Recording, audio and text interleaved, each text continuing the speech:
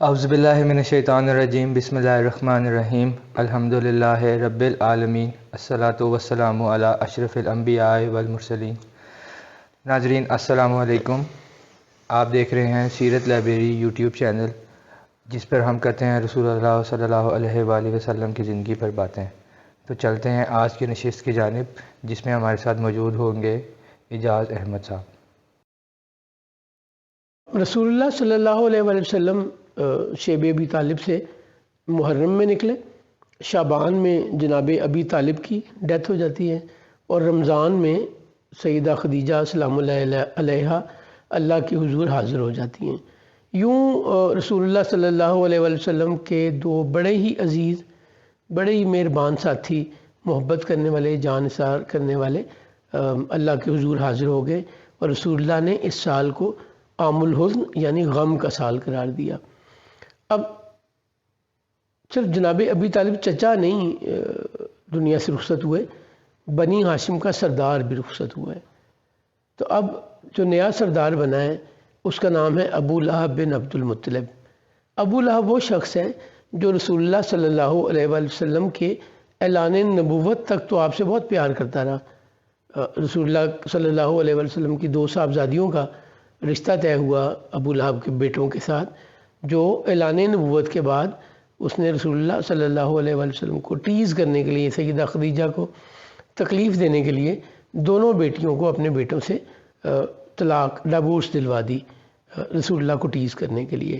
یہی وہ لوگ ہیں، یہی وہ شخص ہے جس نے رسول اللہ صلی اللہ علیہ وآلہ وسلم کو صفا پہاڑی پر جب آپ نے عرب کے لوگوں کو، قریش کے لوگوں کو ایمان لانے کی دعوت دی، اللہ کی ربوبیت کی بات کی، بتوں کی متعلق کہا کہ نہ یہ فائدہ دے سکتے ہیں نہ نقصان دے سکتے ہیں، جنہیں تم اپنے ہاتھوں سے بناتے ہو وہ تمہارے خدا کیسے ہو سکتے ہیں، تو ایک اللہ پر ایمان لے آؤ، گمراہی سے بچ جاؤ۔ تو اس وقت بھی ابو لہب نے رسول اللہ صلی اللہ علیہ وسلم کے ساتھ بد تہذیبی کی، اور آپ کو کہا کہ جس انگلی کے ہاتھ کے اشارے سے تم ہمیں ڈرا رہے ہو کہ دشمن کی فوج پچھلی اس پہاڑ کے پیچھے سے تم پر حملہ کرنے آ رہی ہے، جو رسول اللہ صلی اللہ علیہ وسلم نے اپنی کریڈیبلٹی جتانے کے لیے، سمجھانے کے لیے ایک بات کہی تھی، تو اس پہ اس نے کہا کہ ٹوٹ جائیں تمہارے یہ ہاتھ جس سے تم اشارہ کر کے ہمیں ڈرا رہے ہو، جس کے جواب میں اللہ کریم نے اتنا مائنڈ کیا ابو لہب کے اس بد تہذیبی کو کہ سورہ مسد یا سورہ لہب جسے ہم کہتے ہیں وہ بھیجی، اور انہی الفاظ میں اس سے زیادہ سختی سے اسے کہا کہ تمہارے ہاتھ ٹوٹ جائیں گے، تمہارا مال تمہارے کام نہیں آئے گا، تمہاری اولاد تمہارے کام نہیں آئے گی۔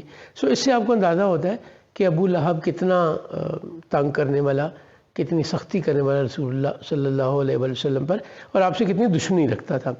اور اسی کی بیوی عروہ جو ام جمیل کہلاتی تھی، وہ رسول اللہ صلی اللہ علیہ وسلم کے نیکسٹ ڈور نیبر، ایک طرف رسول اللہ کے ابو لہب رہتا تھا اور دوسری طرف عقبہ بن ابو معیط رہتا تھا، اور یہ دونوں ہی رسول اللہ کی دشمنی میں سب سے آگے تھے۔ یہ کہنا مشکل ہے کہ کسی سے پیچھے نہیں تھے، سب سے آگے تھے۔ رسول اللہ صلی اللہ علیہ وسلم جب کھانا کھا رہے ہوتے تھے تو ابو لہب کی بیوی اس کھانے پہ گندگی پھینک دیا کرتی تھی۔ یعنی آپ دیکھیں سفاکیت اور برے ہونے کی، ظالم ہونے کی، مجھے الفاظ ڈھونڈنا مشکل ہے، لمٹ ہوتی ہے کہ کوئی کھانا کھا رہا ہے تو آپ اس کے اوپر گندگی پھینک دیں کہ یہ کھانا نہ کھا سکیں۔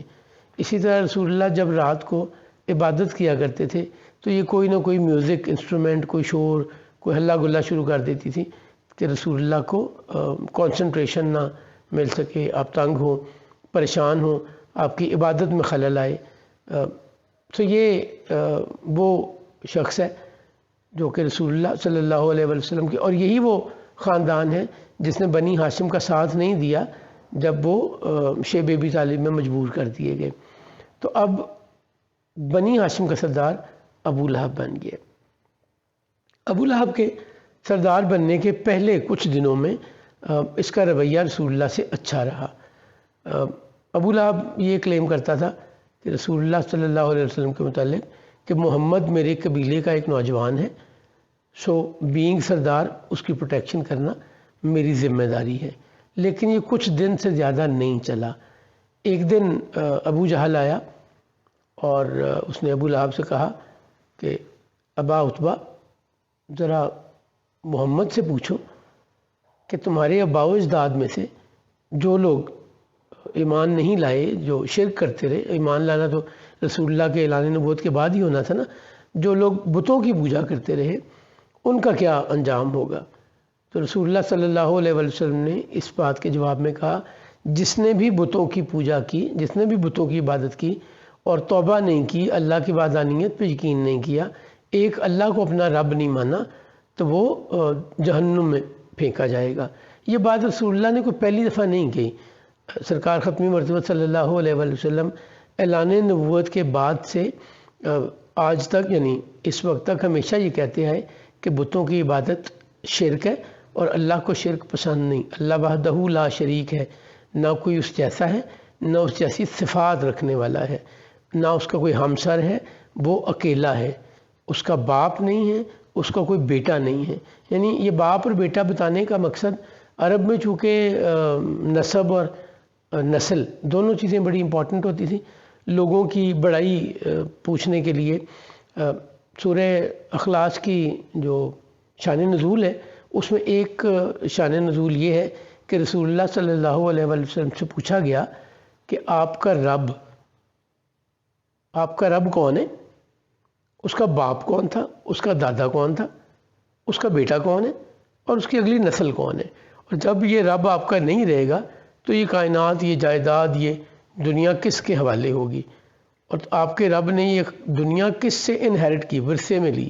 تو جس کے جواب میں اللہ نے اپنا تعارف ایک دفعہ پھر بھیجا کہ اللہ ایک ہے، نہ اس کا باپ ہے نہ بیٹا ہے۔ تو یہ عرب کی روایات کے مطابق یا سوال کے مطابق اللہ تعالیٰ نے باپ اور بیٹے کی بات کی۔ اللہ کی کوئی بیوی نہیں ہے، اللہ کا میری آپ کی طرح کوئی جسم نہیں ہے۔ جب ہم کہتے ہیں نا کہ اللہ نے اپنے ہاتھوں سے تورات کی تختیوں پر لکھ کر دی، یا اللہ کریم کا فرمان جب اللہ نے ابلیس سے ڈائیلاگ ہوا آدم علیہ السلام کی کریشن پہ کہ تم نے اسے سجدہ کیوں نہیں کیا؟ ابلیس سے اللہ نے پوچھا کہ تم نے اسے سجدہ کیوں نہیں کیا جسے میں نے اپنے ہاتھوں سے بنایا؟ تو ہمیں یہ بات ذہن میں رکھنی ہے کہ جس طرح میرے ہاتھ میں 5 انگلیاں ہیں، آپ کے ہاتھ میں 5 انگلیاں ہیں اور 2 ہاتھ ہیں، جو یہ ہاتھ کی جو شیپ ہماری ہے، یہ اللہ ایسی شیپ سے مبرہ اور منزہ ہے۔ اللہ کی شیپ، اللہ کی شکل، اللہ کی آنکھیں، اللہ کے کان۔ ایک حدیث ہم سنتے ہیں، اللہ کریم فرماتا ہے، حدیث قدسی، ایسی حدیث جو اللہ فرماتا ہے سے شروع ہوتی ہیں انہیں حدیث قدسی کہا جاتا ہے، یعنی الفاظ رسول اللہ صلی اللہ علیہ وسلم کے لیکن حکم اللہ کا ہے۔ تو رسول اللہ صلی اللہ علیہ وسلم فرماتے ہیں کہ اللہ فرماتا ہے کہ جب میرا بندہ نفل عبادت کے ساتھ میرے اتنے قریب ہو جاتا ہے، مجھے اتنا راضی کر لیتا ہے، میں اتنا خوش ہو جاتا ہوں اس سے، تو انعام کے طور پر کیا دیتا ہوں کہ اس کی آنکھیں میری آنکھیں بن جاتی ہیں، اس کے کان میرے کان بن جاتے ہیں، اس کے ہاتھ میرے ہاتھ بن جاتے ہیں، اس کے پاؤں میرے پاؤں بن جاتے ہیں جن سے وہ چلتا ہے۔ تو اس کا قطعاً یہ مطلب نہیں ہے کہ اللہ بھی ہماری طرح کا جسم رکھتا ہے، ہماری طرح کی آنکھیں، کان، منہ، ناک، ہاتھ، پاؤں رکھتا ہے۔ یہ صرف ہمیں سمجھانے کے لیے ہے۔ چونکہ مجھے تو میرا ویژن، میری عقل، میرا ایکسپوجر اس دنیا تک ہی ہے، تو مجھے جب کوئی کہتا ہے دیکھنا، تو مجھے دیکھنے کی صرف ایک ہی صورت نظر آتی ہے کہ آنکھیں ہونی چاہیے۔ اگر کوئی کہتا ہے سننا، تو میری سننے کی جو پرسیپشن ہے وہ کان ہے۔ اگر کوئی کہتا ہے کہ وہ اپنے ہاتھوں وہ کچھ دے رہا ہے، تو مجھے اپنے ہاتھوں کے علاوہ کوئی بات سمجھ نہیں آتی۔ اگر کسی کے چلنے کی بات ہوتی ہے تو مجھے ٹانگیں اور پاؤں کے علاوہ کوئی بات سمجھ نہیں آتی۔ تو اللہ نور ہے، اللہ نور ہی نور ہے، اور ہماری طرح کے جسم سے بالکل پاک ہے، بالکل یہ اس کو ڈیفائن نہیں کیا جا سکتا۔ اسی طرح ایک بڑی مشہور جو آیت ہے سورہ بقرہ کی، جسے ہم آیت الکرسی کہتے ہیں جی، تو اس میں اللہ اپنی کرسی کا ذکر کرتے ہیں۔ اب وہ کرسی کیسی ہے؟ کیا وہ کرسی میں اس وقت صوفے پہ بیٹھا ہوں کیا اس جیسی ہے؟ زہیر اس وقت کرسی پہ بیٹھا ہوا ہے، کیا کرسی اس جیسی ہے؟ ہم آفس میں چیئر یوز کرتے ہیں، گھر میں یوز کرتے ہیں۔ اللہ کس کو کرسی کہہ رہے ہیں؟ وہ ہمیں سمجھانے کے لیے بتا رہے ہیں کہ یہ بیٹھنے کے لیے کوئی ڈیوائس ہے جسے ہم کرسی کہتے ہیں. وہ اللہ کا تخت ہے، وہ اللہ کا عرش ہے، وہ کرسی ہے، اس کی کوئی اور صورت شکل ہے، یہ ڈیفائن کرنا کسی کے بس میں نہیں ہے. سو ہمیں یہ ہمیشہ سمجھنا اور یاد رکھنا ہے کہ جب ہم اللہ کے حوالے سے کسی میٹیریل چیز کی بات کرتے ہیں تو اللہ وہ میٹیریل چیز کا حوالہ یا نام ہمیں سمجھانے کے لیے دیتا ہے کہ ہمیں سمجھ آ جائے کہ بات کیا ہو رہی ہے. اللہ کریم ہمیں اپنی نوازشات سے مہربانیوں سے نوازتا رہے اور ہمیں ہدایت پر رکھے. بات ہو رہی تھی رسول اللہ صلی اللہ علیہ وسلم کے اعلان نبوت کی اور یہ بتانے کی کہ اگر کسی نے اللہ کو اپنا رب نہیں مانا تو وہ گمراہی میں رہا اور اس کی سزا جہنم ہے. یہ سننے کے بعد ابو جہل نے جان بوجھ کے یہ سوال پوچھا تھا. اسے اندازہ تھا کہ رسول اللہ، بلکہ یقین تھا کہ رسول اللہ کا جواب کیا ہوگا. اس کے بعد ابو لہب ایک دفعہ پھر رسول اللہ سے دشمنی پر اسی طرح اتر آیا. اب اس نے زیادتی یہ کی کہ وہ اب صرف چچا نہیں ہے، اب وہ قبیلے کا سردار بھی ہے بنی ہاشم کے. اب جب وہ کوئی بات کرے گا تو تمام بنی ہاشم کے لوگ پابند ہوں گے. اگر اب وہ رسول اللہ کے خلاف کوئی ڈیسیژن لے گا تو بنی ہاشم کے تمام لوگ مجبور ہوں گے قبائلی روایات کے باعث اس ڈیسیژن کے ساتھ چلنے کے اور رسول اللہ کا ساتھ نہ دینے پہ مجبور ہو جائیں گے. ایک اور بات میں یہاں پہ کلیئر کرتا چلوں کہ جب ہم بات کرتے ہیں رسول اللہ کے آباء و اجداد تو رسول اللہ صلی اللہ علیہ وسلم کی بڑی کلیئر حدیث ہے کہ میرے تمام والدین، تمام نسبی والدین پاک اور طاہر تھے، توحید پر ایمان رکھتے تھے. سو حضور کے والد، حضور کے دادا، حضور کے پردادا، حضور کے تمام جنریشن آدم علیہ السلام تک توحید کے پر ایمان رکھتے تھے. یہاں پہ ایک کنفیوژن بھی آتی ہے. اللہ کریم جب ابراہیم علیہ السلام کا ذکر کرتا ہے تو وہاں پہ آزر کا ذکر ابو کے لفظ کے ساتھ کرتا ہے. تو ہم یہاں سے غلطی میں الجھ جاتے ہیں کہ آزر بت پرست تھا. جی یقیناً بت پرست تھا، بت بناتا تھا. اس سے ڈائلاگ بھی قرآن کریم بتاتا ہے ابراہیم علیہ السلام کے کہ آپ اب آزر سے کہتے ہیں کہ تم یہ بت کیوں بناتے ہو. بٹ آزر جناب ابراہیم علیہ السلام کے والد کا نام نہیں ہے. ابراہیم علیہ السلام کے والد کا نام تارہ، تے الف رے حلوے والی ہے. جناب ابراہیم کا نام ہے ابراہیم بن طارح بن ناہور. اب آزر ابراہیم علیہ السلام کا چچا تھا. عرب میں چچا کو بھی ابو کہتے ہیں. ہمارے ایون اگر آپ پاکستان، انڈیا اس علاقے میں دیکھیں تو جو جوائنٹ فیملی ہوتی ہیں اس میں بہت دفعہ بچے اپنے والد والدہ کو چچا چچی کہتے ہیں اور اپنے تایا اور تائی کو امی جان ابا جان کہتے ہیں. میرے والد اور والدہ کزنز تھے، ایک ہی گھر میں رہتے تھے، دادا اور نانا.